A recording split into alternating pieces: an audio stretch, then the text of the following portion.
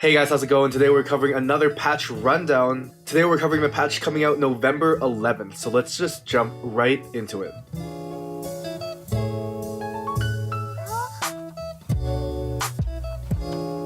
So first of all, Divinity is getting a big nerf with its 2 and 3 synergies being reduced to 55 and 70% cooldown reduction instead of 60% and 80%. The 6 mage synergy is getting reduced from 100% to 90%, and the Knight 6 synergy is getting a buff for 70% instead of 65% chance of getting the shield.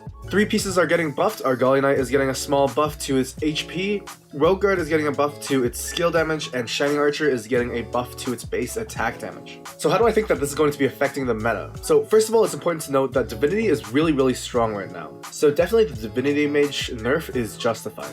This nerf brings it back into line with the previous Divinity synergy where it was only 2, where 2 brought you 70% cooldown reduction. When it was doing that, it wasn't very strong in the meta. The 6 mage meta was, or the 6 mage synergy was still stronger than the Divinity synergy in that meta. It's important to note though that when the Divinity synergy before hit the 2 Divinity synergy and got the 70% cooldown reduction, it was still strong. And the thing that was bad about Divinity was that the 40% from Divinity 1 synergy just wasn't enough to have Divinity Mage survive until it hit that Divinity 2 synergy. Because nowadays everybody that's going Divinity has the Divinity 2 synergy at the very start, having the 55% cooldown reduction should allow Divinity Mage builds to survive long enough, hopefully to get that God of War and reach that 70% cooldown reduction. Because of this, this obviously is a nerf, but it's not as much of a nerf. But the Divinity 3 synergy also won't be as oppressive as it was before.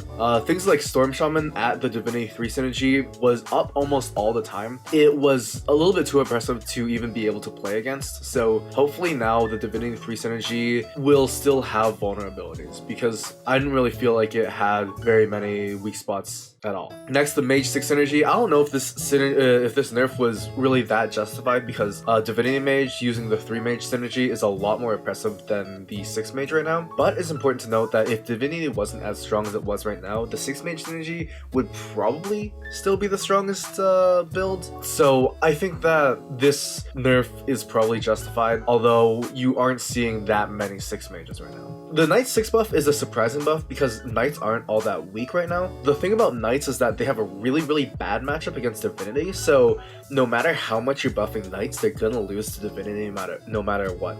Other than this, Knights are still decently strong, especially against the other non-Divinity builds, so this buff is surprising considering how consistent Knights have always been throughout all the metas. Usually players are reaching the 6 Knight synergy anyways, especially after the 4 Knight synergy nerf from last patch, but then again, the prevalence of Divinity makes it so that at level 9, Knight players might be more willing to run Soul Reaper Storm Shaman instead of the 6 Knight synergy, so maybe this is just Drodo trying to encourage players to go for 6 Knight synergy instead. Argali Knight buff is fine. I think that Argali Knight is already a really strong piece, so I'm surprised that it's getting a little bit of a buff, but I guess this buff is just in line of the Knights buff, just trying to make Knights a little bit better. Rogue Guard getting buff, I don't really mind too much. I didn't really feel like Rogue Guard was all that strong, and the only times you really used Rogue Guards was in any kind of demon build. So things like Demon Glacier or things like that. Lastly, the Shining Archer buff is very good.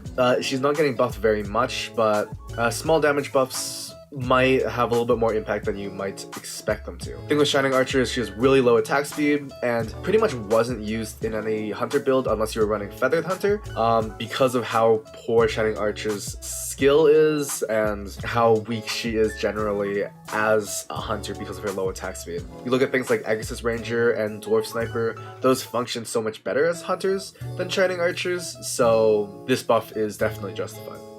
So normally at this point of the video, I would go over the tier list for what builds I think are the best. This is probably what I think is the best, but the thing is, I haven't really been playing any auto chess since the last patch rundown, and the meta shift has been kind of insane from the last patch to this patch, so I don't really know what's good and what's not because of how little I've played. This is because I usually play at work and the data restrictions on this game are absolutely insane. It used to be around 4 to 10 megabytes per game, and now it's running closer to 50 megabytes per game, and I just can't do that.